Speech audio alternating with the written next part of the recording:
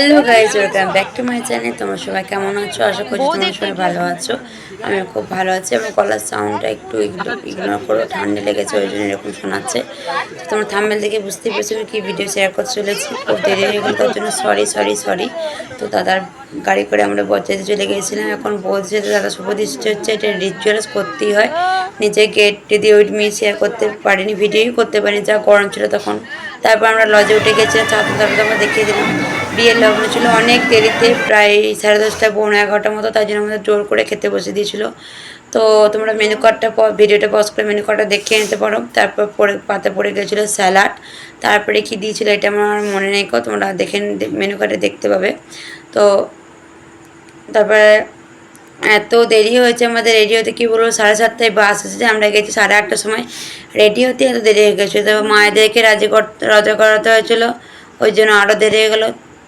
তো এখন দেখতে পাচ্ছ খাচ্ছে আমাদের পুরো, তোমার সাথে পুরো মেনুটাও শেয়ার করতে পারিনি, কারণ আমরা যেখানে খেতে বসেছিলাম সেখানে বিয়েটা দেখা যাচ্ছিলো, কিছু কিছু শুভদৃষ্টি মালাবদল হাত বাঁধছিল দাদার, ভিডিওটা করতে পারিনি। তারপর পড়ে গেছিলো মশলা কুলচা, চানা পনির। মশলা কুলচাটা খুব টান হয়েছিল, একদমই ছেড়া যাচ্ছিলো না।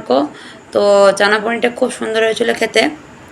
তো কী বলবো, যা গরম ছিল তখন, আমি তখন দাদা বলছি, দাদা তখন ভাবছি দাদা কেন এই সময় বিয়েটা করেছে। আমরা বিয়ে দেখতে দেখতে খাবারটা খাচ্ছিলাম, খুব ভালো লাগছিলো, কিন্তু তোমার সাথে শেয়ারটা আমি করতে পারিনি, খুবই খারাপ লাগছে। তারপর পড়ে গেছে রাইস, দেখতে পাচ্ছ মশলা কুলচাটা এখন শেষ করতে পারিনি। তারপর পড়ে গেছে চিলি চিকেন। রাইসটা অতটা ভালো লাগে না, বিরিয়ানিটা যতটা ভালো লাগে। তো আমার মতো বিরিয়ানি লাভার কে আছে অবশ্যই কমেন্ট করতে ভুলবে না। তারপর পড়ে গেছিলো ভাত আর মাটনটা তো দারুণ ছিল। তারপর বললাম তোমাদের পুরো ভিডিওটা করতে পারিনি খাবার।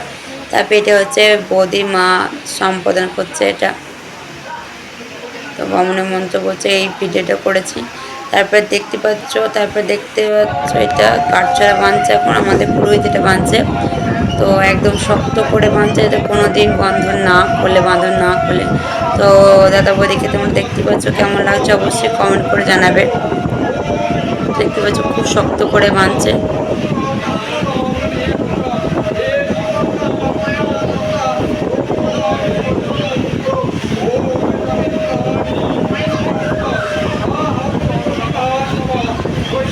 তারপরে হচ্ছে সিঁদুরদান, এটা খুব ভালো করে বুঝিয়ে দিল।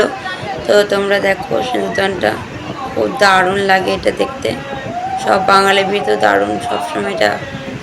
তো দেখতেই পেলে হয়ে গেল। তো আর ভিডিও কিছু করতে পারিনি, এরপর বিয়ে বাড়ি চলেছিলাম। ভিডিওটা এখন পর্যন্ত ভালো লাগলে লাইক করে